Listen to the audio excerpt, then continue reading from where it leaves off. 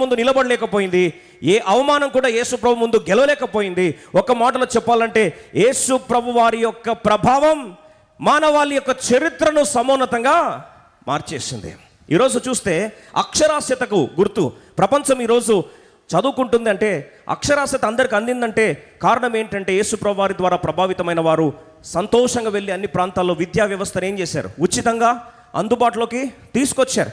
ఈరోజు భారతదేశంలో జర్నలిజం ఉద్భవించింది అంటే, ఈరోజు ఈ రీతిగా లైబ్రరీస్ రన్ అవుతున్నాయంటే, ఈరోజు పోస్ట్ మనం పంపించగలుగుతున్నామంటే దానికి ప్రభావ కారణం ఏంటంటే యేసు ప్రభు వారి యొక్క జన్మ ఒక సామాన్యమైన చెప్పులు కుట్టేవాడిని మార్చేసింది. అది ప్రేరేపించి భారతదేశం తీసుకొస్తే 40కు పై భాషల్లో చివరికి పరిశుద్ధ గ్రంథమే కాదు, చివరికి మన పుణ్య గ్రంథాలను కూడా తర్జుమా చేయడానికి కారకుడయ్యాడు. డిక్షనరీలను పరిచయం చేశాడు. ఒక మాటలో విలియం కేరీ గురించి చెప్పాల్సిన అవసరం లేదు. అలాగే యేసు ప్రభు వారి ద్వారా ప్రభావితమైన దేవుని యొక్క బిడ్డలు ఆఫ్రికా ఖండము చీకటి ఖండం అయితే ఆ ఖండానికి వెలుగును పరిచయం చేశారు. డేవిడ్ లివింగ్స్టన్ లాంటి వారు మనందరికీ తెలిసిన వారే.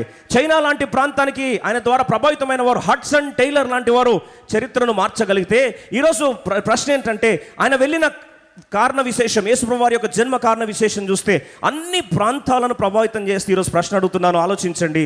ఆయన ద్వారా ఇన్స్పైర్ అయిన వారు సైంటిస్టులు ఎంతమంది లేరో, కెప్లర్ కానీ, ఫారడే కానీ, ఎడిసన్ కానీ, ఫర్ దట్ మ్యాటర్ ఈరోజు న్యూటన్ కానీ, వీళ్ళందరూ కూడా తీసుకుంటే వారు రాసిన రచనలు సైన్స్ కంటే దేవుని వాక్యం మీద రాసిన మాటలు, క్రీస్తు ప్రభు గురించి రాసిన మాటలు కొన్ని కోట్లలో రాశారు. అంటే కోట్ల పదాల్లో రాశారు. వాళ్ళు స్వతహాగా తాము సాక్ష్యం చెప్పిన మాట ఏంటంటే, మేము సైన్స్కి కేటాయించిన ఆ యొక్క పుస్తకాల కంటే మేము దేవుణ్ణి ప్రభావితం చేయబడి ఆయన గురించి రాసిన ప్రవచన మాటలు అత్యధికమని చెప్పి రాసిన వారు ఉన్నారు. ఆక్స్ఫర్డ్ ఏమి, కేంబ్రిడ్జ్ ఏమి, అలాగే ప్రిన్స్టన్ ఏమి, ఇలా పేరుగాంచిన యూనివర్సిటీస్ అన్నీ కూడా ప్రపంచ విద్యా వ్యవస్థను సమోన్నతంగా మార్చేయడానికి ఆలోచించండి. ప్రతి రంగం ప్రభావితమైంది.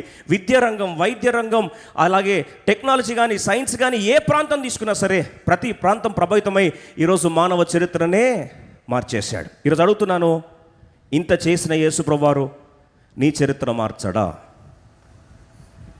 ఇదంతా ఎందుకు చెప్పామండి? ఇంత చేసిన దేవుడు నీ చరిత్రను మార్చడా? Yes are no?